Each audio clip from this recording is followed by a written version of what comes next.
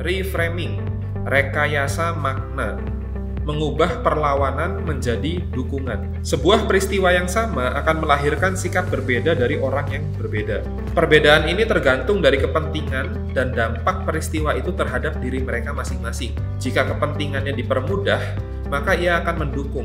Jika kepentingannya dipersulit, maka ia akan melawan. Jika dampak peristiwa itu baik baginya, maka ia akan mendukung. Jika dampak peristiwa itu buruk baginya, maka ia akan melawan. Mudah dan sulit, baik dan buruk, bukanlah seperti hitam dan putih. Hal itu tergantung persepsi dan posisi orangnya. Jadi, apakah perbedaan ini merupakan hal yang lumrah? Ya, perbedaan sikap dan reaksi ini lumrah. Lumrah dari kacamata pribadi, kacamata personal.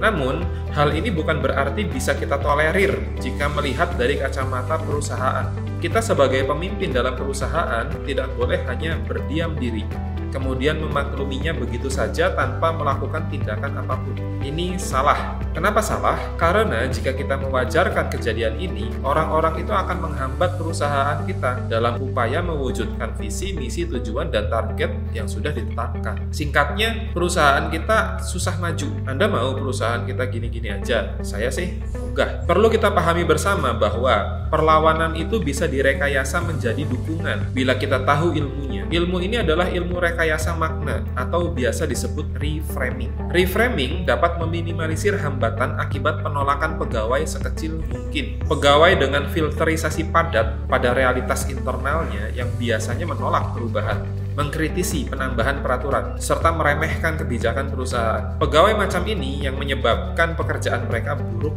dan playing victim. Reframing dapat menyelesaikan masalah itu dan sangat berguna untuk mempermudah serta mempercepat terwujudnya tujuan perusahaan. Terlebih kalau tujuan perusahaan itu sangat mulia. Pada video ini kita akan belajar tentang cara melakukan reframing. Setelah menonton video ini, Anda memiliki kewajiban untuk mempraktekkan ilmu reframing dengan serius setiap hari di kantor. Pemaknaan suatu peristiwa eksternal dalam realitas internal seseorang bisa saja salah. Kesalahan pemaknaan ini terjadi akibat pemahaman realitas internal orang itu yang terlalu banyak melakukan filterisasi. Bisa juga informasi yang disampaikan penghubung kepadanya yang justru sudah mengalami filterisasi parah duluan, seperti adanya generalisasi, distorsi, dan deletion sebelum masuk ke benak si penerima berikutnya. Fenomena ini memicu maraknya kejadian miskomunikasi dan kesalahpahaman di banyak organisasi dan mungkin termasuk di perusahaan kita. Realitas eksternal perusahaan berubah menjadi realitas internal si A, kemudian karena si A ini bertugas menyampaikannya ke si B, maka informasi itu akan menjadi realitas eksternal si B, yang kemudian berubah menjadi realitas internal si B. Estafet perubahan realitas eksternal A, internal A, eksternal B, internal B ini yang berpotensi lahirnya informasi cacat, bahkan informasi palsu. Definisi informasi cacat dan informasi palsu sudah kita bahas pada video sebelumnya, silahkan Anda tonton lagi. Reframing adalah solusinya. Selain berguna untuk mempermudah dan mempercepat tercapainya tujuan perusahaan, reframing juga sangat berguna untuk menyelaraskan kembali informasi cacat atau informasi palsu yang diterima tim kita. Penyelarasan ini penting agar informasi cacat, apalagi informasi palsu, tidak menciptakan miskomunikasi dan mispemahaman yang mengakibatkan suuzon berkepanjangan. Reframing adalah mengubah makna dari suatu peristiwa supaya bisa diterima atau dipahami oleh orang lain sesuai dengan pemahaman yang kita inginkan. Reframing itu upaya mengubah sudut pandang suatu peristiwa dengan dua macam cara, yaitu satu, reframing mengubah arti, dan dua, reframing mengubah konteks. Peristiwanya tidak berubah, namun persepsinya yang berubah. Jika persepsi berubah, maka perilakunya pun akan berubah. Tadinya menolak, jadi menerima. Tadinya tidak kooperatif, menjadi kooperatif. Reframing juga bisa dipakai saat konseling. Contoh, perusahaan sering menyuruh karyawan yang masih dalam masa percobaan untuk pulang lebih akhir. Seolah-olah perusahaan ingin memanfaatkan posisinya untuk memeras tenaganya. Si karyawan dalam hati akan ngomel dan berkeluh kesah. Saya orang baru, mungkin ini ospek dari senior saya. Saya capek sebenarnya dan males banget diperes kayak gini.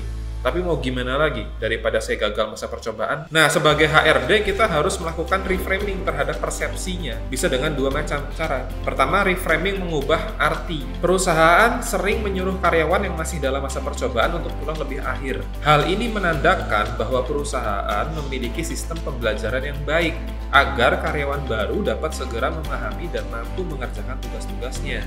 Oh iya ya, berarti perusahaan ini punya sistem training yang bagus, punya sistem pelatihan yang bagus, berarti nggak keliru saya masuk ke sini. Karyawan ini yang tadinya males, yang tadinya merasa diperas tenaganya, berubah persepsinya. Oh, saya tidak salah masuk ke perusahaan ini. Perusahaan mau berkorban ngasih uang lembur, ngasih listrik dan AC lebih panjang supaya saya bisa cepat memahami tugas-tugas saya di sini. Ini adalah arti yang berubah ketika HRD dan manajer atau pimpinan karyawan tersebut melakukan reframing terhadap persepsinya. Reframing mengubah konteks. Perusahaan sering menyuruh karyawan yang masih dalam masa percobaan untuk pulang lebih akhir. Hal itu merupakan kesempatan bagi karyawan baru agar bisa segera memahami dan mampu dengan lancar dan nyaman mengerjakan tugas-tugasnya. Awal konteksnya perusahaan, untuk kepentingan perusahaan. Sekarang konteksnya kita alihkan ke sisi karyawan, sehingga karyawan akan merespon, oh iya ya, untung perusahaan ngasih kesempatan ke saya untuk pulang lebih akhir. Saya bisa belajar lebih banyak. Jadi nanti kalau saya sudah menjadi karyawan tetap, saya bisa kerja lebih cepat, lebih enak, tidak disalah-salahkan, karena sudah terbiasa dari awal dengan hal-hal yang seperti ini. Konteksnya kita balik dari sisi karyawan, sehingga yang awalnya ia merasa tidak nyaman, dibalik bahwa itu untuk kepentingan dirinya sendiri, untuk kenyamanan dirinya sendiri di masa depan. Peristiwanya sama, tapi bagaimana cara menjelaskannya, bagaimana kita reframing, itu akan mengubah persepsi dan perilakunya sesuai dengan apa yang kita inginkan, tentunya berlandaskan kebaikan. Tugas profesi.